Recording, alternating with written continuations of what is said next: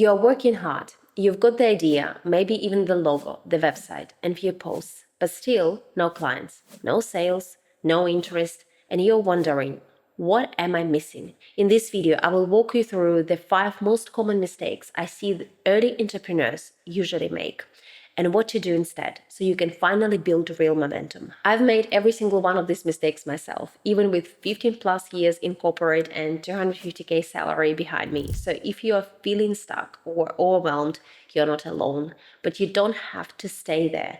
Let's get into it.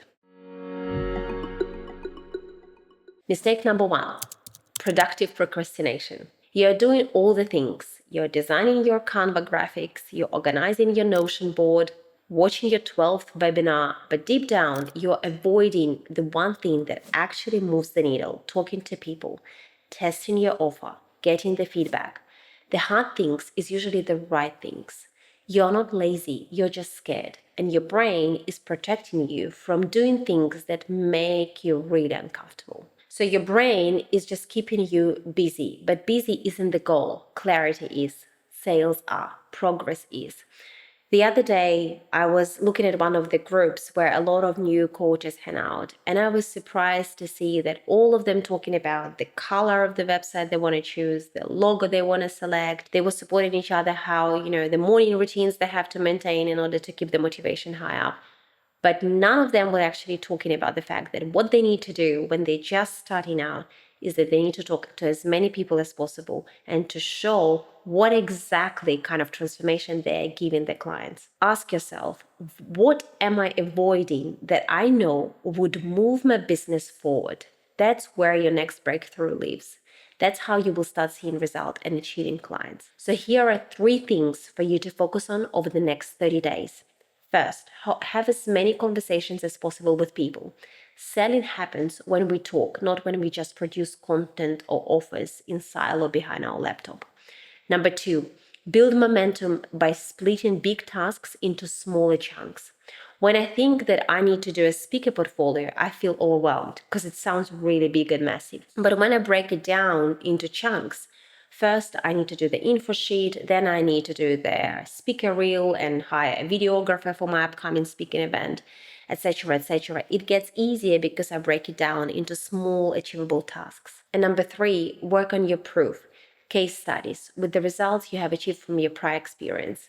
It will be something you can show to your future prospects and something that works as evidence, creating that credibility that you need. Mistake number 2, not selling enough. You started this business to give value, but now you're afraid to sell. Why? Because selling feels pushy. You don't want to be that person. You are scared of rejection. You don't want to come across as annoying.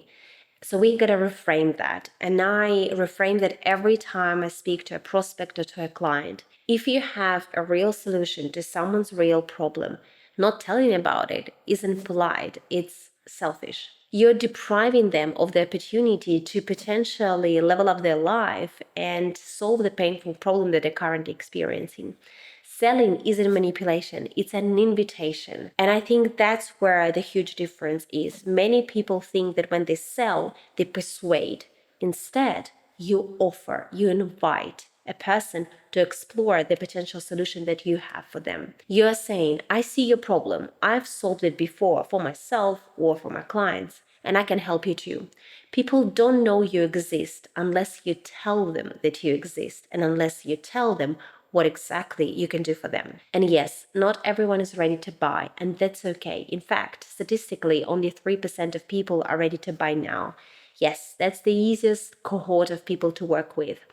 However, the rest are just either waiting or exploring or completely unaware of their problem that they're having and the existing solutions that potentially are out there. But it is about using their conversations and outreach strategy to qualify people, prospects, and who are ready to buy now or move them closer to their buying decision bit by bit later on. Sometimes it takes up to 18 months for a person to get ready to buy.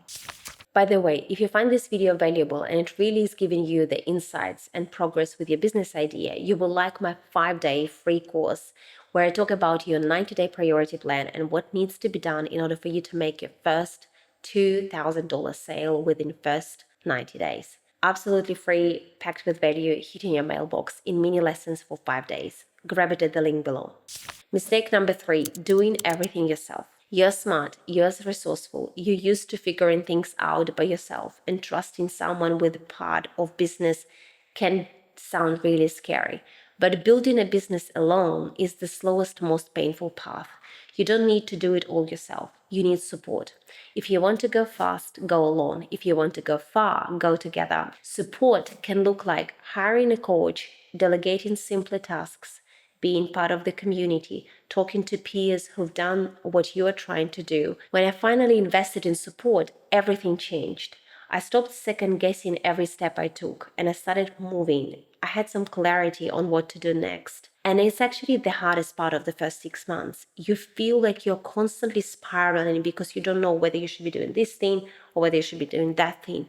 So having someone who potentially walked that path really helps. And don't think that if you ask for help, you're weak.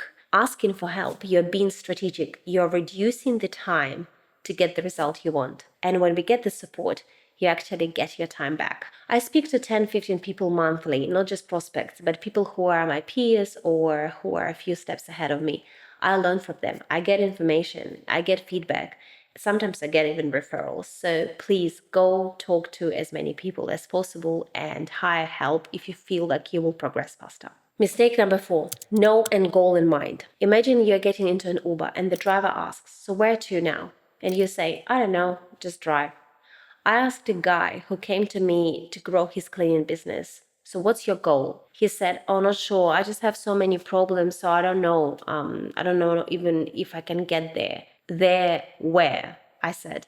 So don't start with where you are right now. Start with where you're going. So what's your goal? Revenue, profit, and then work backwards. You want 200K revenue per year at 4K per client, let's say. That's 50 clients per year, about 4 per month. When you just start and have no brand and no name, target on 1% conversion rate with strangers. So you need to have at least 400 conversations to sign 4 clients per month. So 100 people per week and even more messages than that to be sent. A lot, I know.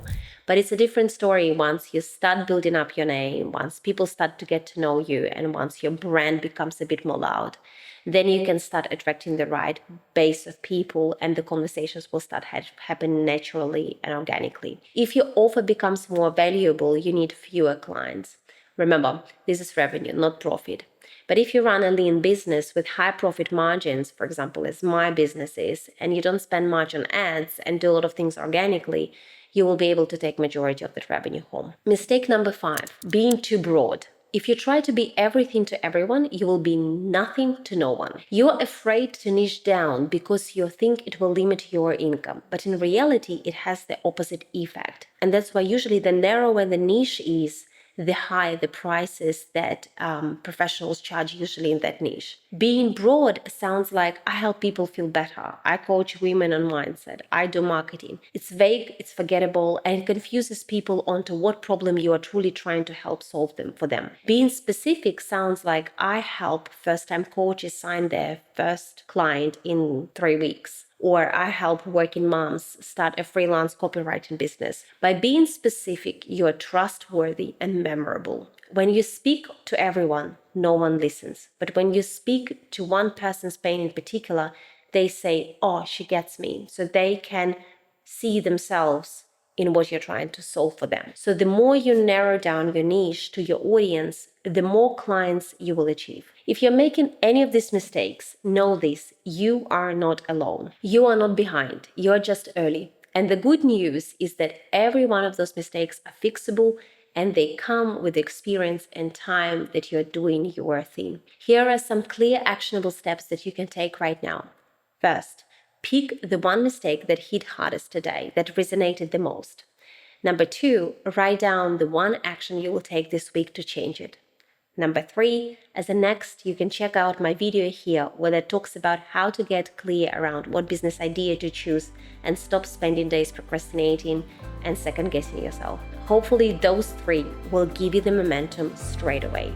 And as usual, I'll see you next week. With care, Anna.